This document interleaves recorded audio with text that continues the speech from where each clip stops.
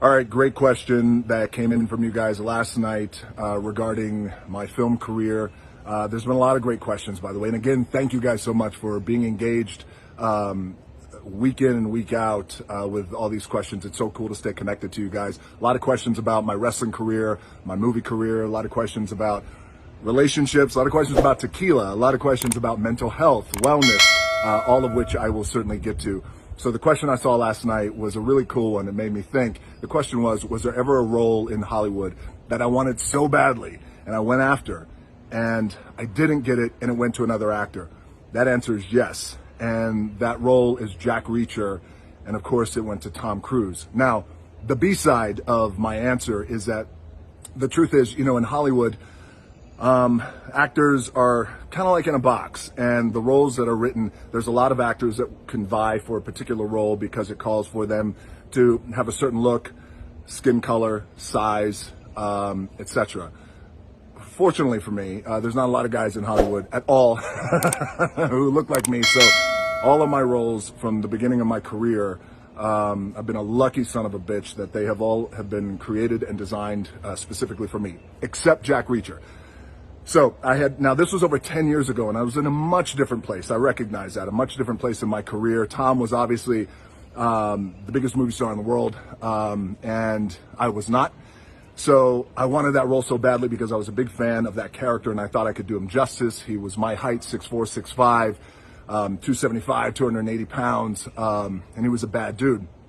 So I got the call saying, hey, look, you didn't get the role. Now, look, the truth is I don't even know if I had a shot for it, but the people around me at that time made me think that I did, and I felt like I did. I felt like, why not me? But anyway, I went to Tom. No hard feelings, of course. But the interesting thing about that, and it's just funny how the universe works sometimes, is that when I didn't get that role, I got a call from Universal Studios saying, hey, we have this idea about you joining the Fast and Furious franchise. And they were quick to say, we know it's late in the game, and they were just getting ready to shoot like in about 3 weeks or something like that, or a month, I can't remember. They said, there's not a lot of money for the role, but it is a good opportunity. So I said, well, I've been a fan of the franchise and what you guys have been doing, and especially I see the potential in this, and this was for Fast 5. And I said two things: just give me the creative freedom and space to create the character that I want to create, and let me create a little team around me, and don't worry about the money. I said, I'm doing all right now. I'm not starving. I said, but in success, and if I create a character that people are going to like and that could kind of hit the zeitgeist of culture in a cool way, then the money's going to be there.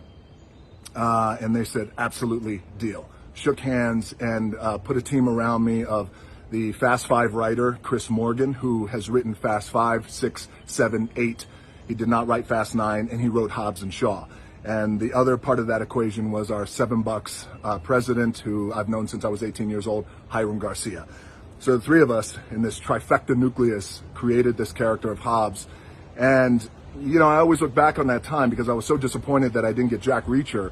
But also looking back, I'm positive that the role of Jack Reacher, because it was an established property and IP and character, well known and beloved all around the world, I wouldn't have had the creative space to do what I wanted to do with the character. So with Hobbs, we created this character from scratch, and I wanted to create the baddest walking, shit-talking, the jabroni beating, pie eating, trailblazing, eyebrow raising, kicking ass character of I was going to say The Rock, of Hobbs. But you could see there's so many qualities in Hobbs that are really just an extension of me. And I feel like and by the way, so now looking back, I had that creative space and freedom, and we created a character that audiences, you guys around the world, just completely fell in love with, and I'm so grateful for that.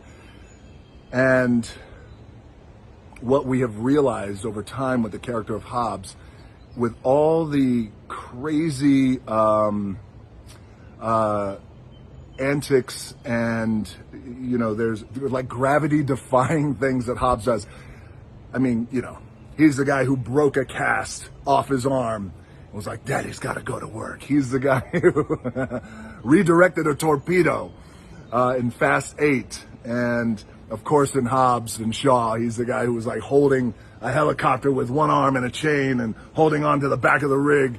But I found that if we can create a character that was consistently winking at the audience and just letting the audience know in Fast 5, 6, 7, 8, and Hobbs and Shaw, when we created the spinoff, letting the audience know, winking, that I'm having the time of my life. Hobbs is having so much fun. He doesn't always have the answers, but he's gonna act like he does. You're goddamn right I do. But always having fun, and it's that winking entertainment value and quality that Hobbs is able to bring that allows the fans to accept and embrace, like, hell yeah, Hobbs can hold the helicopter. Hell yeah, he can lasso the moon. Hell yeah, he could do all these things, that kind of thing. So I look back with gratitude that I did not get Jack Reacher because, when one door closes sometimes in life in a kind of cool way, the universe will open up another door, and that other door was Hobbs and Shaw. One more thing regarding Hobbs and the universe that we're creating is a lot of you guys were super excited a few weeks ago when I made when I said that we are developing the sequel to Hobbs and Shaw, which we are. Chris Morgan, of course, will write again. Seven Bucks Productions will produce again. And, we created a lot of great characters, from Vanessa Kirby character to Idris Elba, Isaac Gonzalez.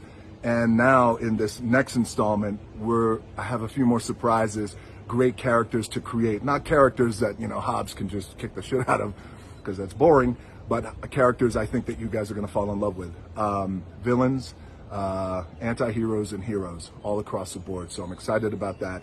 Thank you guys for the question. I appreciate it. And most importantly, you guys stay healthy and stay safe. And we're going to get through this thing. Thanks again. Chat soon.